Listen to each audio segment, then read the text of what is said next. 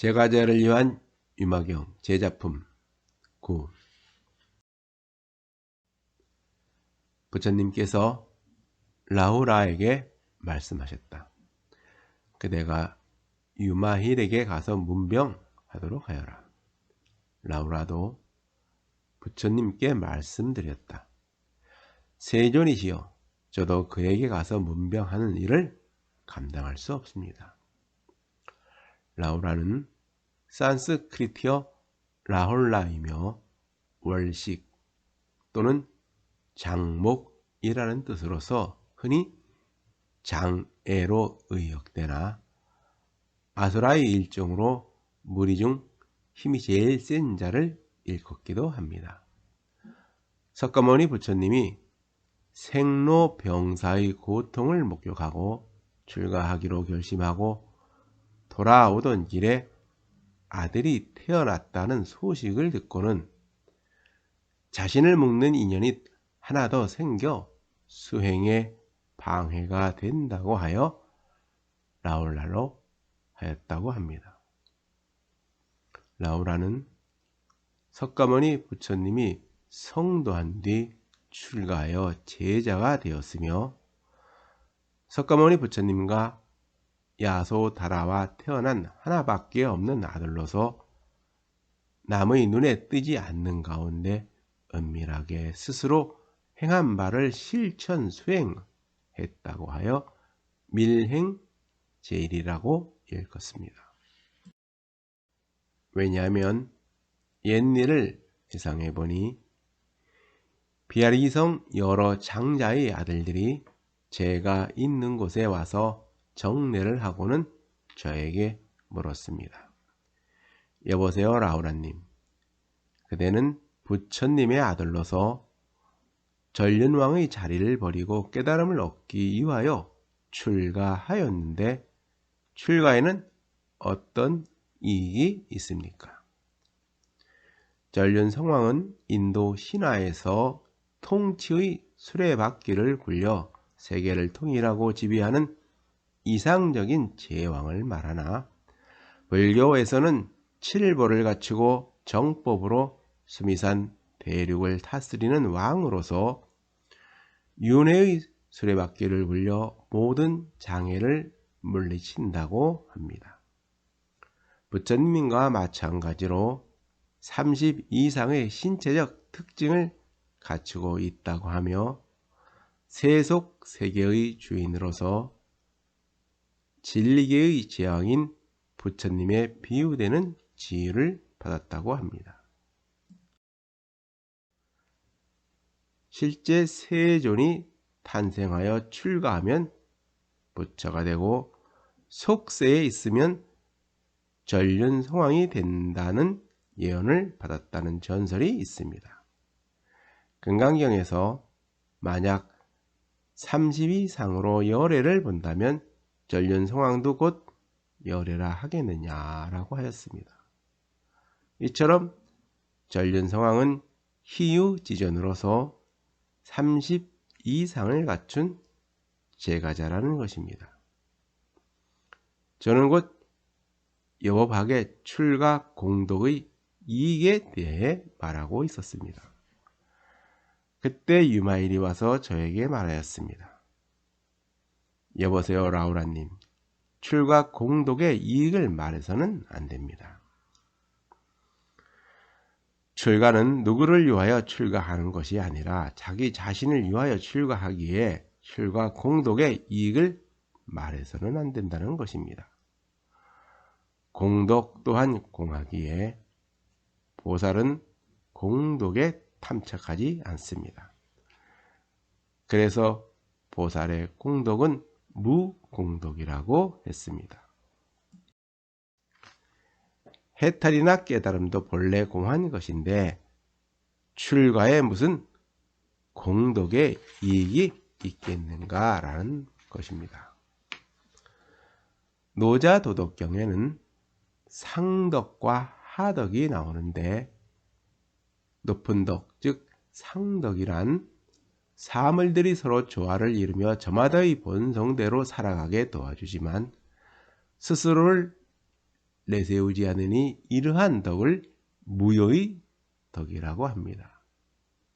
이와 같은 덕은 무의 자연의 덕으로서 모든 것이 저마다의 본성대로 살아가게 도와주지만 스스로 덕이 있다 하지 않으니 그래서 덕이 있다는 것입니다. 낮은 덕은 천하의 그 덕을 베풀면서 자신을 드러내어 내세우려고 하니 오히려 덕을 잃게 됩니다. 이러한 덕은 인의 덕으로서 무엇을 하고자 하면서 자신을 드러내어 내세우려고 하니 그래서 덕이 없다는 것입니다. 장자의 천지변에는 변방의 경계지기가 아들을 많이 낳게 해주고 부자가 되게 해주고 오래 살게 해달라고 하자 이 임금은 아들이 많으면 근심이 많아지고 부자가 되면 일이 많아지고 오래 살면 욕된 일이 많아지기 때문에 그것은 덕을 기르는 것이 못되어 사양한다고 했습니다. 왜냐하면 이로움도 없고 공덕도 없는 것이 출가이기 때문입니다. 유의법이라면 이로움이나 공덕이 있다고 말할 수 있겠지만 출가는 무의법으로서 무의법에는 이로움이나 공덕이 없습니다.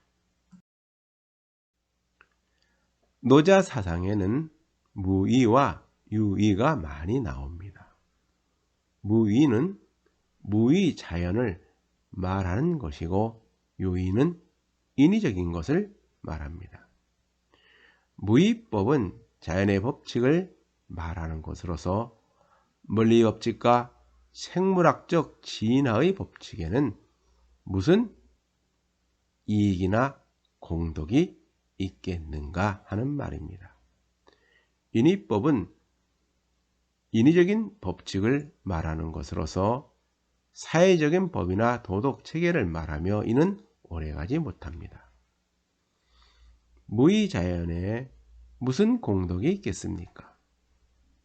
해와 달은 천하를 두루 비치지만 자신의 덕이라 하지 않고 물은 만물을 이롭게 하지만 자신의 공이라고 하지 않습니다.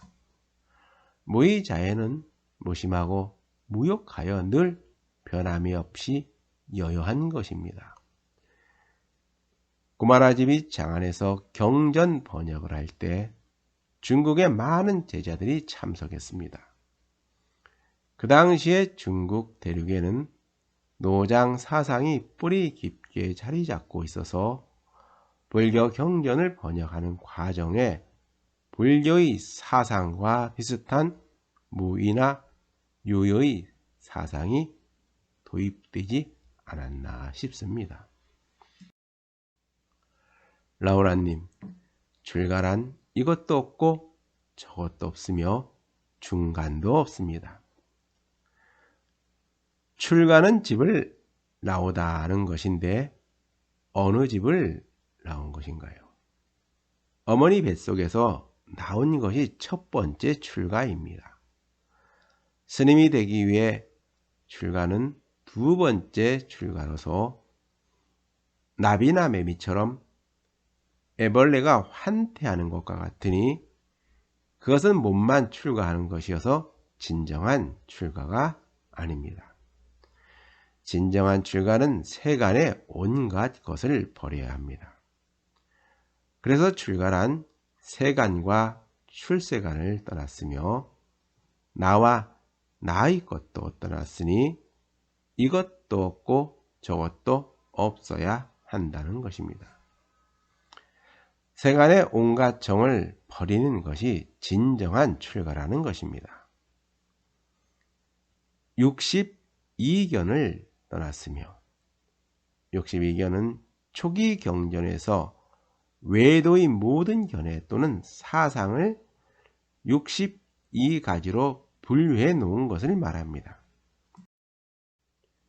열반에 머무는 곳이며 지혜로운 자가 누리는 것이며 성현이 행하는 경지이며 온갖 마군을 항복받는 것이다.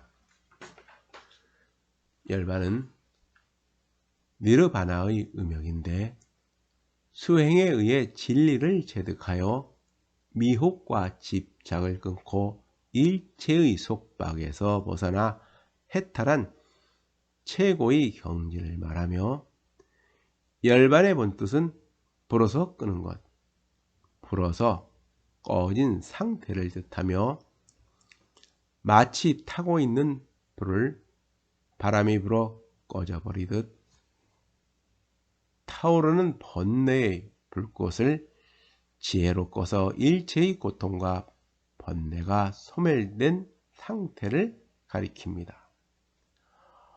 오도를 건넜으며 오안을 청정하게 하였고 오력을 얻었으며 오근을 세웠습니다. 오도는 지옥도, 악의도, 축생도, 인도, 천도를 말하며, 오안은 육안, 천안, 법안, 해안, 불안을 말하며, 오력은 신력, 정진력, 심력, 정력, 해력을 말하며, 오근은 안근, 이근, 비근, 설근, 신근을 말합니다.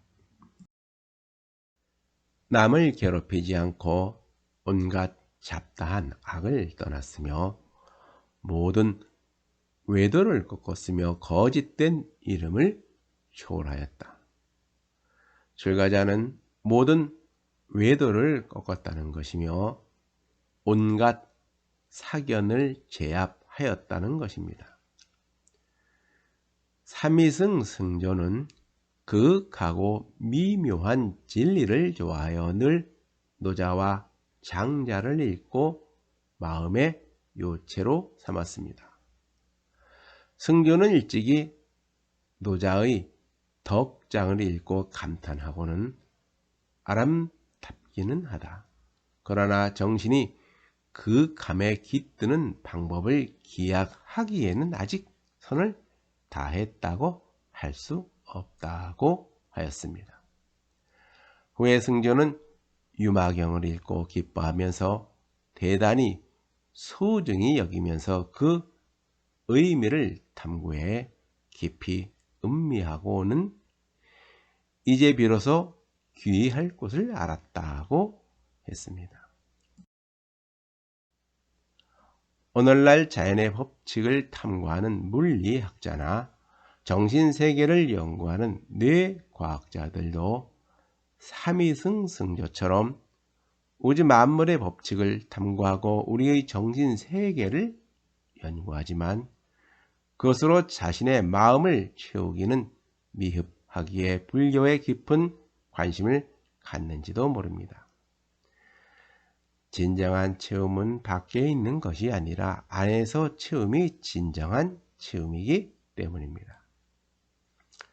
진흙밭을 벗어났고 얽매임이나 집착이 없고 나의 것도 없고 받는 것도 없고 어지러운 것이 없으며 안으로는 희열을 품었다.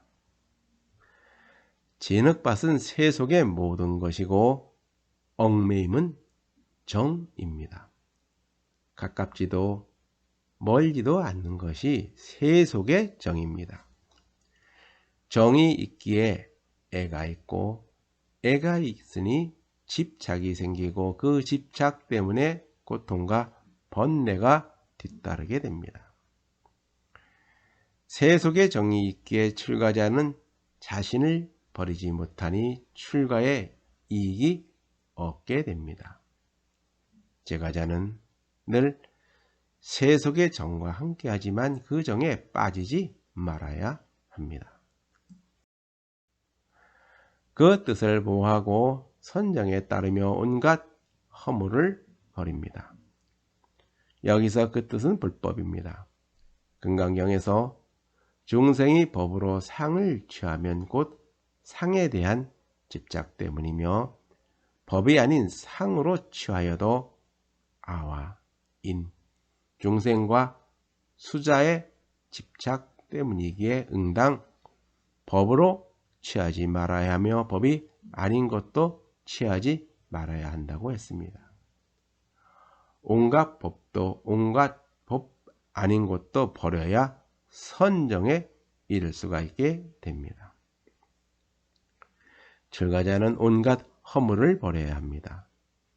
진정한 출가는 나비나 매미가 지난 허물을 완전히 벗어야 새로운 모습으로 태어날 수가 있듯이 출가자는 온갖 허물을 모두 벗어야 합니다. 그러나 출가와 재가가 어디 있겠습니까? 중생이 본래 부처인데 누가 누구를 출가시킨다는 것입니까? 나비와 매미는 완전한 성체가 되기 위해서는 여러 번의 허물을 스스로 벗듯이 중생이 부처가 되기 위해서는 스스로 허물을 벗고 스스로 자신을 출가시켜야 합니다. 남이 나를 출가시키면 그것은 누구에게 의지하는 것이니 깨달음을 성취하기가 어렵습니다. 제가자의 선정은 곧 생활선입니다.